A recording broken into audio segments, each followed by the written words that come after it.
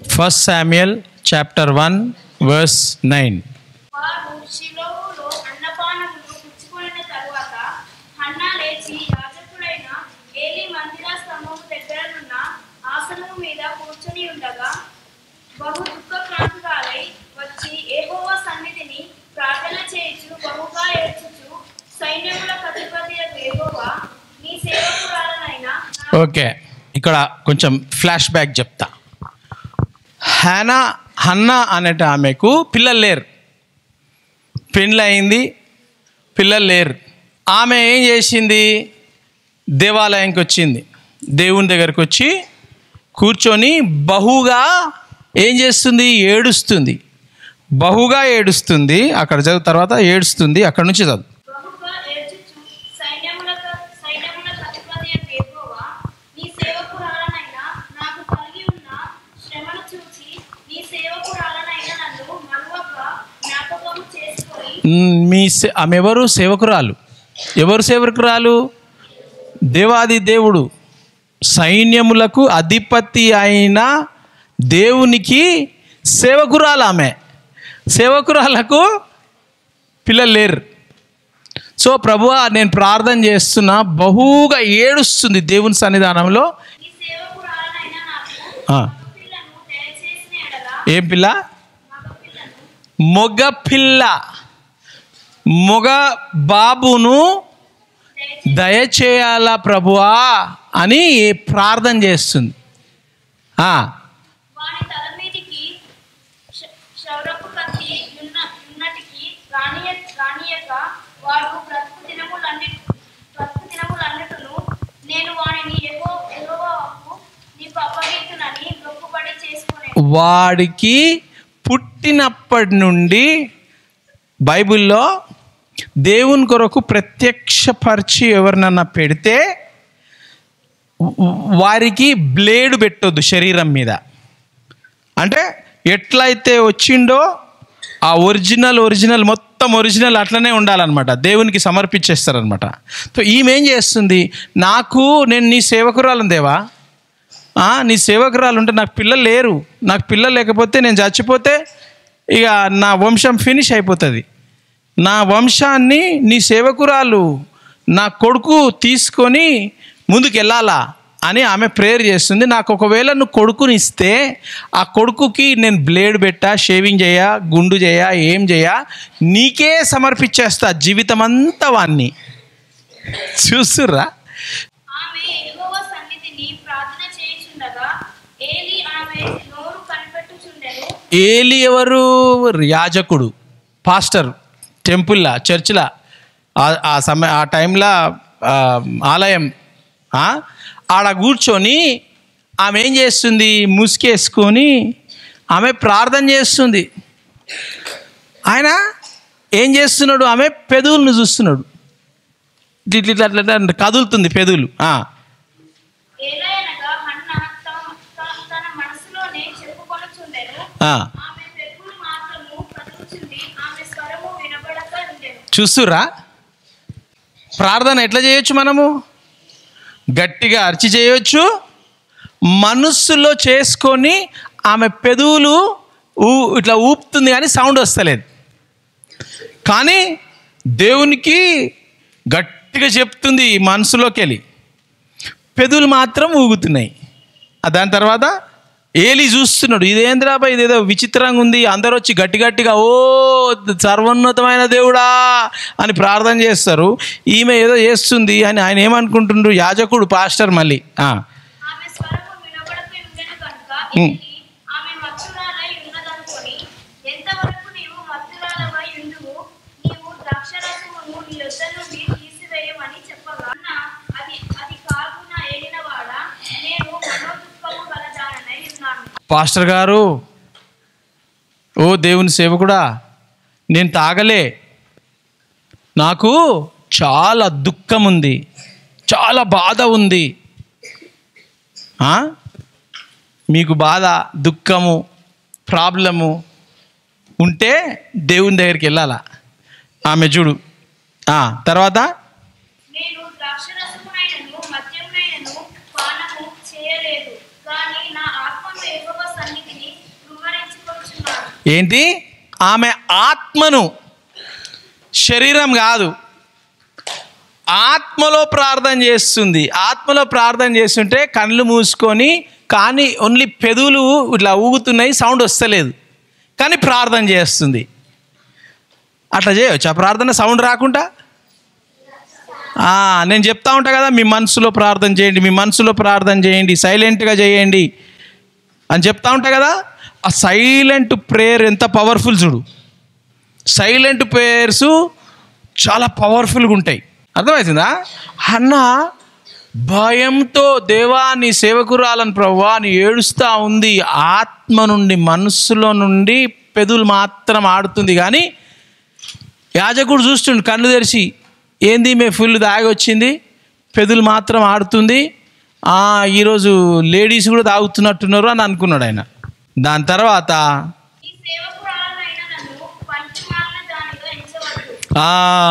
ఏంది నేను పనికి మాలదాన్ని అనుకుంటున్నావు నువ్వు, నేను వచ్చి ఇక్కడ తాగి వచ్చినా అనుకుంటున్నావు నువ్వు, నేను పనికి మాలదాన్ని కాదు, నా రోదన, నా బాధ, నా కష్టము, నాకు చదువు వస్తలేదు, నాకు రోగం ఉన్నది, నాకు బ్యాక్ పెయిన్ ఉంది, నాకు మెమరీ లేదు, నాకు నత్తి ఉన్నది, నాకు కాలుకుంటున్నది, మా డాడీ తాగబోతాడు, మా మమ్మీకి ఇట్లా వదిలేసి వెళ్ళిపోయింది, ఏమనుకుంటున్నావు, నాకు చాలా బాధ ఉంది, నాకు కొడుకు లేడు అని చెప్పి ఆమె ప్రార్థిస్తున్నది.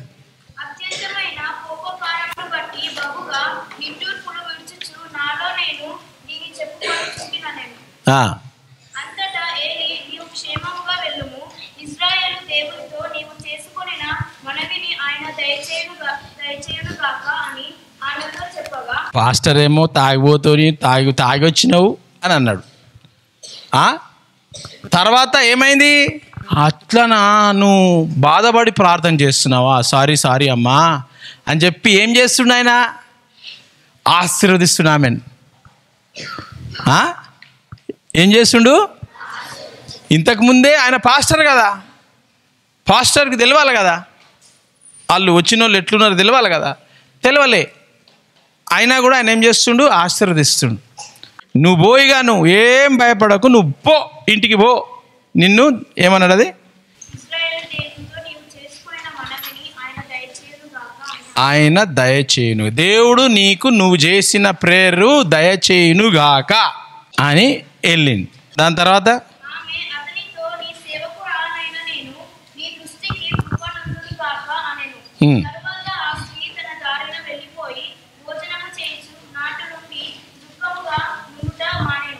ఎప్పుడైతే దేవుడు నీకు వాగ్దానం ఇస్తాడో ఇక ఏడవడం బంద్ చేయండి. ఇక ఆ వాగ్దానాన్ని పట్టుకొని thank you Jesus, hallelujah Jesus అనాలా. ఆమె ఏం చేస్తుంది? దుఃఖము మానేసి, ముందు తినకపోతుండే ఆమె.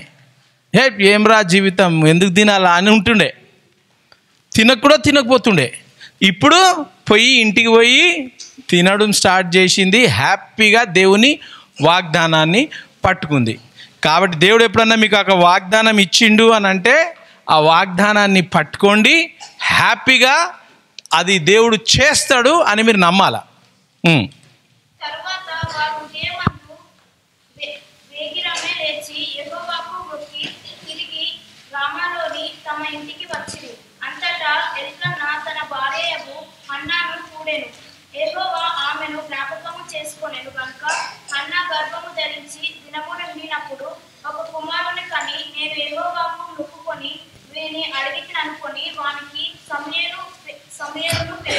హల్లెలూయా. చూస్తురా ఏమైంది? సంవత్సరం కాకముందే దేవుడు వాగ్దానం ఇచ్చిండు కదా, నేను హ్యాపీగా తింటా, హ్యాపీగా ఉంటా అని చెప్పి దేవుడు నాకు ఇస్తాడు అని చెప్పి నమ్మింది. మీరు కూడా అట్లా నమ్మితే దేవుడు ఎవరినిచ్చిండు? శామ్యుయేల్ని ఇచ్చిండు. చదువు.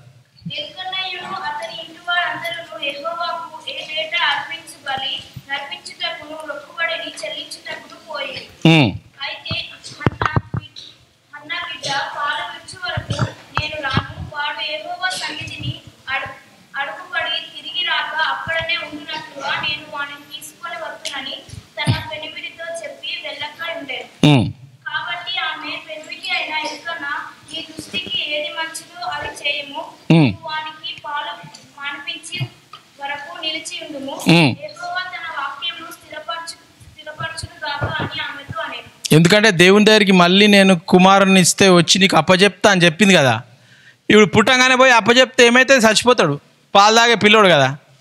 తో నేను రాను, పాలు తాగి పాలు మానేస్తే అప్పుడు నేను తీసుకుపోయి వస్తా గుడికి అని చెప్పి వాళ్ళ భర్తకు చెప్తా ఉందన్నమాట. కాగా ఆమె అక్కడనే ఉండి తన కుమారునికి పాలు మానిపించి వరకు అతని పెంచుచుండెను.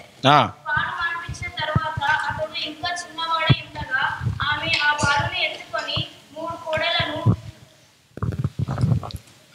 దూడలు నెక్స్ట్ చదువు. పిండిని ద్రాక్షరసము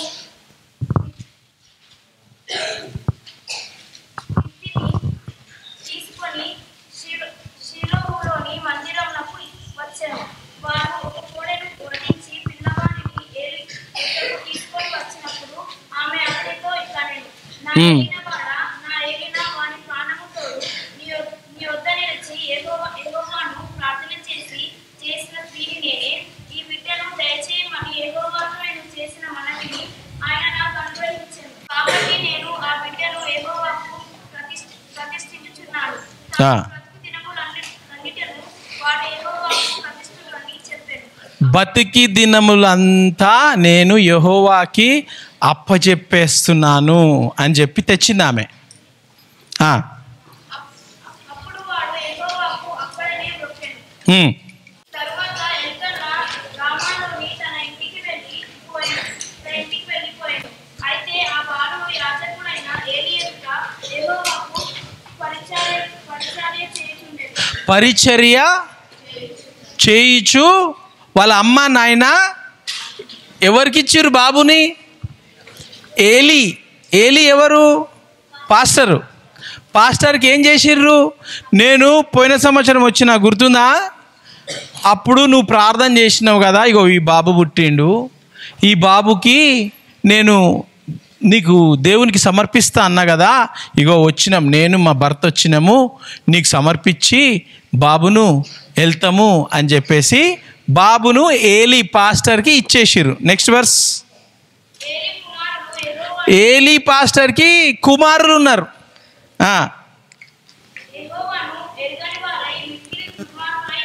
అయ్యా ఏంది? ఏలి పాస్టరు 2 పిల్లలు ఉన్నారంట.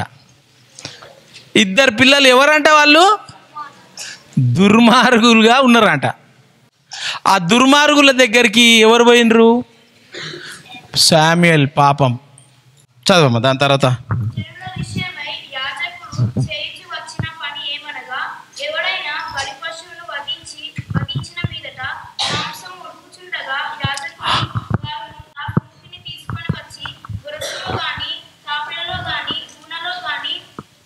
ఏం చేస్తున్నారు? ఏలి కొడుకులు అర్పణ తీసుకొని వచ్చిర్రు. అర్పణ తీసుకొచ్చి దేవునికి పెట్టాలా. మనోళ్ళు ఏం చేస్తుర్రు?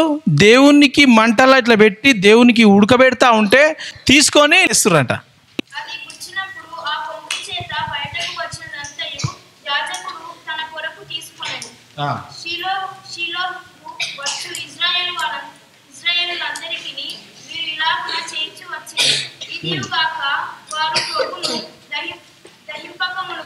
యాజకుని పనివాడు వచ్చి బలిపశువును వధించు వానితో యాజకునికి వడ్డించుటకై మాంసమును ఉడకబెట్టిన మాంసమును అతడు నీ యొద్ద తీసుకొనడు.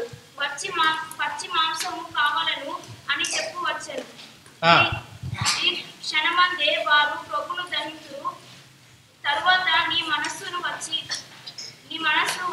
వచ్చినంత మట్టుకు తీసుకొని వచ్చునని వానితో ఆ మనిషి చెప్పిన ఎడల వాడు అలాగు వద్దు, ఇప్పుడే ఇయ్యవలనని లేని ఎడల బలవంతము చేత తీసుకొందుననెను. అందువలన జనులు యెహోవాకు నైవేద్యము చేయుటయందు వర్స్ 21. ఈ మధ్యలో చెడ్డ విషయాల మధ్యలో శామ్యుయేల్ ఉన్నాడు. 21. యెహోవా హన్నాను దర్శింపగా ఆమె గర్భవతి అయి 3 కుమారులను 2 కుమార్తెలను కనెను. ఒక్క బాబుని ఇమ్మంటే దేవుడు ఎంతమంది పిల్లలని ఇచ్చిండు? ఇంకా ముగ్గురిని ఇచ్చిండట. చూసిర్రా? అయితే బాలుడకు సమూయేలు యెహోవా సన్నిధిని ఉండి ఎదుగుచుండెను. యెహోవా సన్నిధిలో పెరుగుతా ఉన్నాడు. బాలుడైన సమూయేలు దేవుని సన్నిధిలో పెరుగుతున్నట. నెక్స్ట్, ఏలీ బహువృద్ధుడాయెను.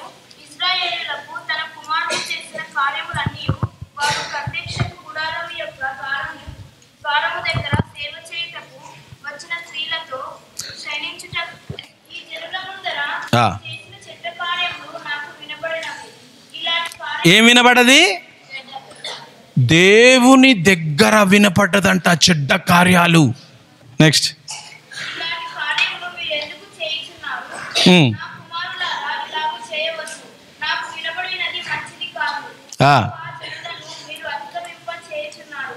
నరుడు తప్పు చేసిన యెడల దేవుడు విమర్శ చేయును కాదు. చాలు, ఇప్పుడు 3rd చాప్టర్కి వెళ్ళిపోదాం. ఇప్పుడు చూడండి స్టోరీ. మిమ్మల్ని దేవుడు ఏం కావాలని పిలిచిండు? ప్రాఫెట్ కావాలని పిలిచిండా? అసలు ప్రాఫెట్ ఎవరు కావాలా ఏలీ దగ్గర? వాళ్ళ కొడుకులు కావాలా కదా? ఇక్కడ ఏమైతుంది మీరు చూడండి. verse 3. దీపము ఆరిపోకముందు సమూయేలు దేవునికి మందసమున యెహోవా మందిరములో పడుకొని ఉండగాను యెహోవా సమూయేలును పిలిచెను. ఎవరిని పిలిచిండు? అరే, ఏలీ పిల్లలు, ఇద్దరు పిల్లలను పిలవాలి కదా, అసిస్టెంట్ పాస్టర్స్ని పిలవాలి కదా, అవునా కదా? ఏలీతో పాటు వాళ్ళ పిల్లలు ఉన్నారు. దేవుడు ఎవరిని పిలుస్తున్నాడు? ఏలీ పిల్లలను పిలుస్తలేడు. ఎవరిని? అతడు చిత్తమండి నేను ఉన్నానని చెప్పి ఏలీ దగ్గరకు పోయి ఆయన లేచి ఏం చేసిండు? ఏలీ దగ్గరికి పోయిండు. దేవుడు పిలుస్తున్నాడు. దేవుడు పిలుస్తుంటే ఎక్కడ పోతుండు? ఈయన ఏలీ దగ్గర పోతున్నాడు. ఏలీ దగ్గరకు పోయి నీవు నన్ను పిలిచితివి కదా, నేను వచ్చున్నానని. అతడు నేను పిలవలేదు. ఏలీ పిలిచిండు అని ఎవరు పోతున్నారు? చదవమ్మా. అతడు నేను పిలవలేదు, పోయి పండుకోరా భయ్, ఇంత చీకటి అయింది, నేను పిలవలే, పండుకోపో అన్నాడు. అతడు పోయి పండుకొనెను. యెహోవా మరలా సమూయేలును పిలువగా యెహోవా యేసు ప్రభు మళ్ళీ సమూయేల్ అనగానే చిత్తం ప్రభువా, చిత్తం పాస్టర్ గారు అని పోయిండు. మళ్ళీ ఎక్కడ పోయిండు? ఏలీ పాస్టర్ దగ్గర పోయిండు. దాని తర్వాత verse 7. సమూయేలు అప్పటికి యెహోవాను ఎరుగక ఉండెను. ఏంది? చిన్న పిల్లోడు కదా సమూయేలు. దేవుడు పిలిచిండా ఎవరో పిలుస్తురు అని అంత దేవుని కోసం అంత తెలియదు సమూయేలుకి. దేవుడు పిలుస్తున్నాడని తెలియదు. యెహోవా వాక్కు అతనికి ఇంకా ప్రత్యక్షము కాలేదు. యెహోవా మూడవ మారు సమూయేలును పిలువగా మూడోసారి సమూయేలుని యేసు ప్రభు పిలిచిండు. అతడు లేచి ఏలీ దగ్గరకు పోయి చిత్తము నీవు నన్ను పిలిచితివే, ఇదిగో వచ్చితిననగా ఏలీ యెహోవా ఆ బాలుని పిలిచెనని గ్రహించెను.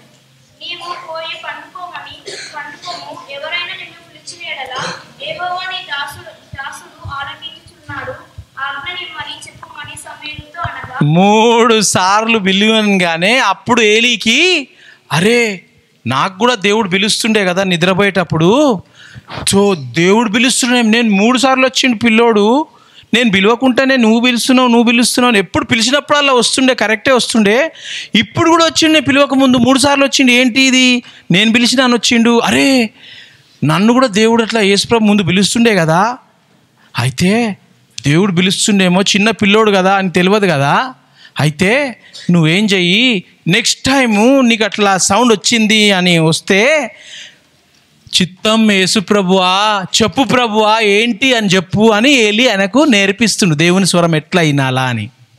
సమూయేలు పోయి తన స్థలమందు పండుకొనెను. తరువాత యెహోవా ప్రత్యక్షమై నిలిచి ఆ రీతిగా సమూయేలు అని పిలువగా సమూయేలు నీ దాసుడు ఆలకించుచున్నాడు.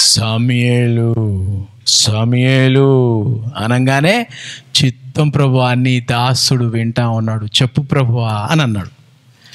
అంతటా యెహోవా సమూయేలుతో ఇలాగ సెలవిచ్చెను.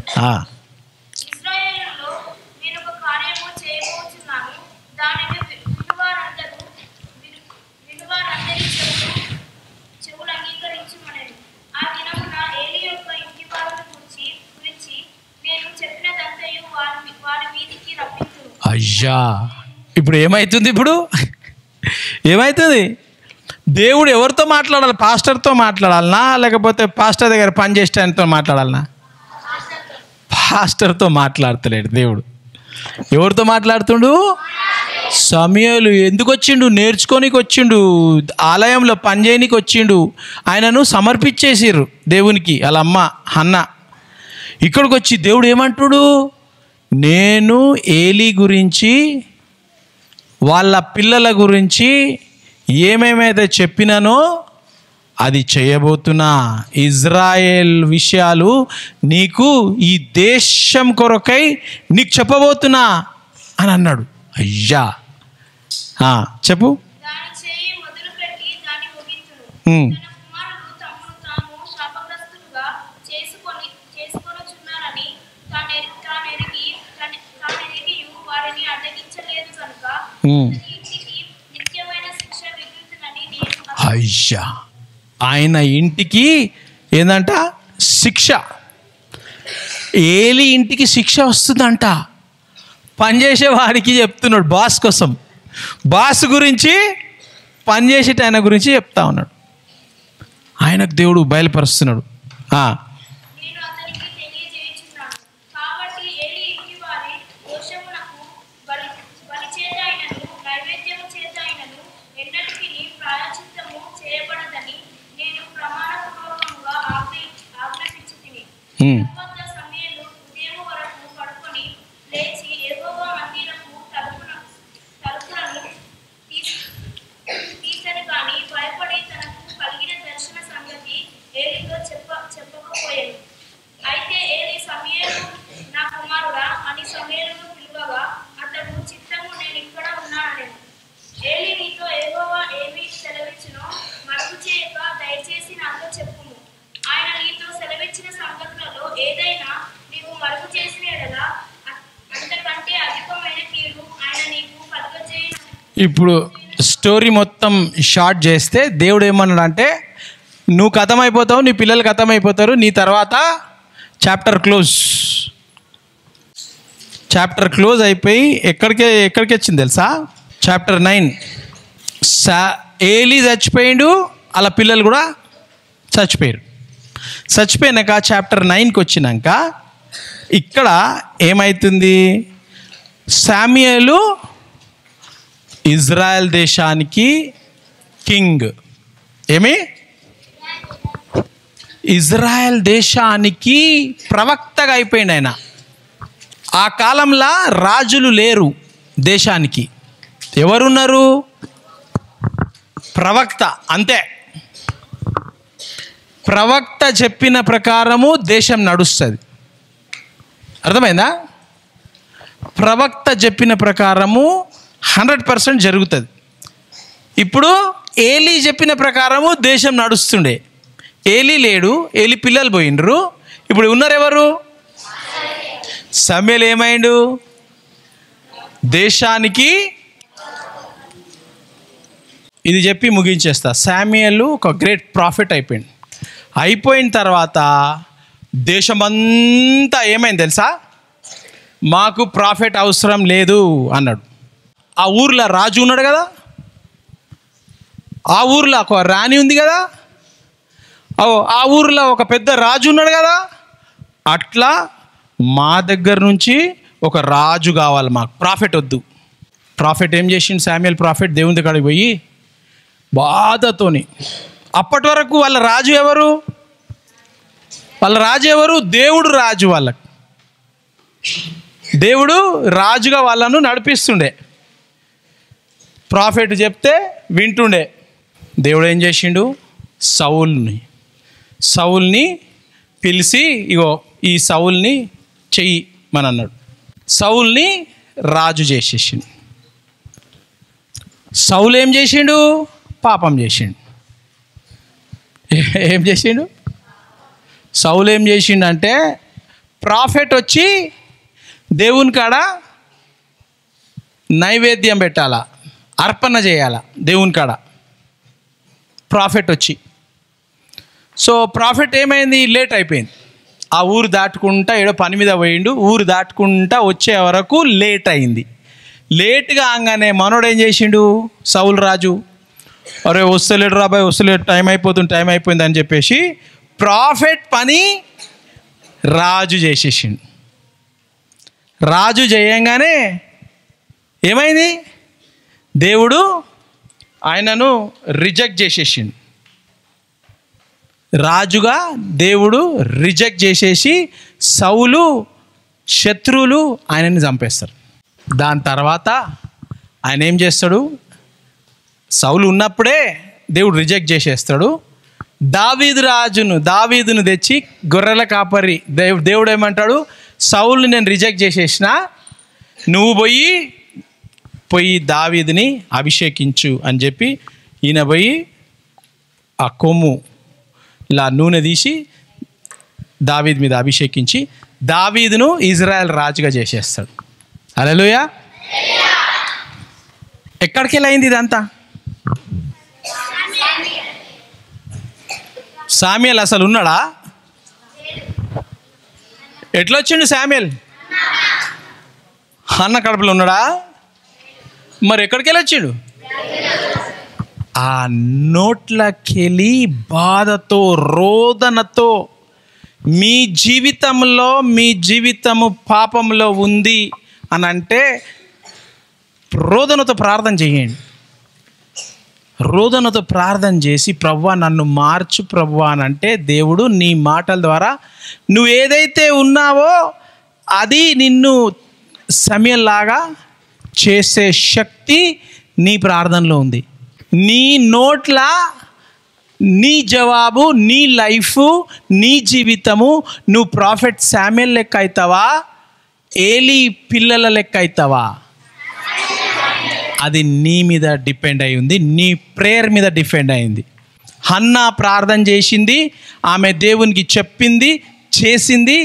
దేవుడు ఏం చేసిండు, పాపుల మధ్యలో ఉంటే కూడా ఆయన ఒక ప్రాఫెట్గా, దేశానికి టాప్ లీడర్గా ఆయన శామ్యుయేలు పెరిగిండు.